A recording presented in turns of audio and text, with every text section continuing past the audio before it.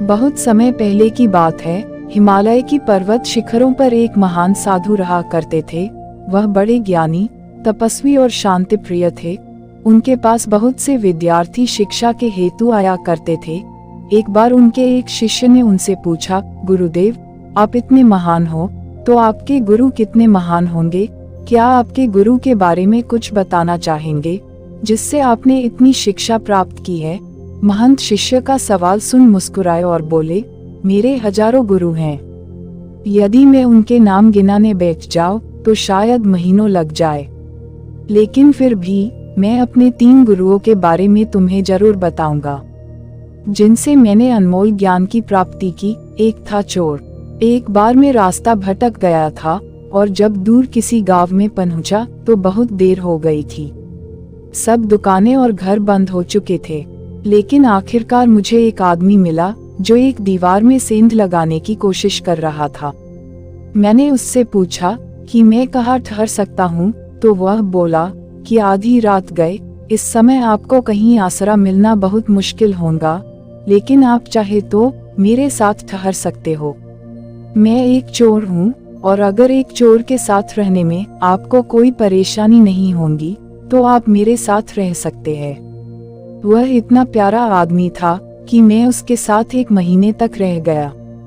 वह हर रात मुझे कहता कि मैं अपने काम पर जाता हूँ, आप आराम करो, प्रार्थना करो। जब वह काम से आता तो मैं उससे पूछता कि कुछ मिला तुम्हें? तो वह कहता कि आज तो कुछ नहीं मिला, पर अगर भगवान ने चाहा तो जल्द ही जरूर कुछ मिलेगा। वह कभी निराश और उदास नहीं होता था, हमेशा मस्त रहता था।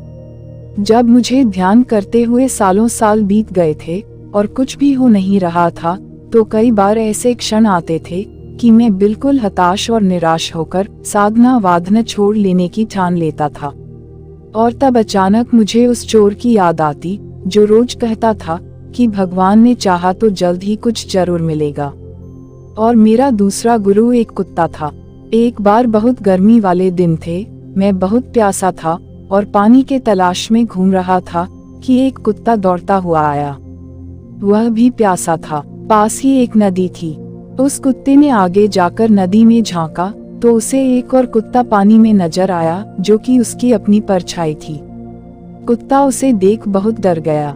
वह परछाई को देखकर भौंकता और पीछे हट जाता, लेकिन बहुत प्यास लगने के कारण वह वापस पानी के पास लौट आता। अंततः अपने डर के बावजूद वह नदी में कूद पड़ा और उसके कूदते ही वह परछाई भी गायब हो गई। उस कुत्ते के इस साहस को देख मुझे एक बहुत बड़ी सीख मिल गई। अपने डर के बावजूद व्यक्ति को छलांग लगा लेनी होती है। सफलता उसे ही मिलती है जो व्यक्ति डर का साहस से मुकाबला करता है। और मेरा तीसरा गुरु एक छोटा बच्चा है। मैं एक गांव से गुजर रहा था कि मैंने देखा एक छोटा बच्चा एक जलती हुई मोमबत्ती ले जा रहा था। वह पास के किसी गिरजाघर में मोमबत्ती रखने जा रहा था। मजाक में ही मैंने उससे पूछा कि क्या यह मोमबत्ती तुमने जलाई है? वह बच्चा बोला, जी मैंने ही जलाई है। तो मैंने उससे कहा कि एक क्षण था जब यह मोमबत्ती बुझी हुई थी और फिर एक क्षण आया जब यह मोमबत्ती जल गई। क्या तुम मुझे वह स्रोत दिखा सकते हो जहां से वह ज्योति आई? वह बच्चा हंसा और मोमबत्ती को फूंक मारकर बुझाते हुए बोला, अब आपने ज्योति को जाते हुए देखा है। कहाँ गई वह? आप ही मुझे बताए। उस छोटे से बच्चे की इतनी बात सुनकर मेरा अहंकार चकनाचूर हो गया, मेरा ज्ञान जागता रहा और उस क्षण मुझे अपनी ही मूर्खता का एहसास हुआ। तब से मैंने कोरे ज्ञान से हाथ धो लिए। मित्रों, शिष्य होने का अर्थ क्या है? शिष्य होने का अर्थ है पूरे अस्तित्व के प्रति खुले होना, हर समय हर ओर से सीखने को तैयार रहना। जीवन का हर क्षण हमें कुछ न कुछ सीखने का मौका देता है। हमें जीवन में हमेशा एक शिष्य बनकर अच्छी बातों को सीखते रहना चाहिए।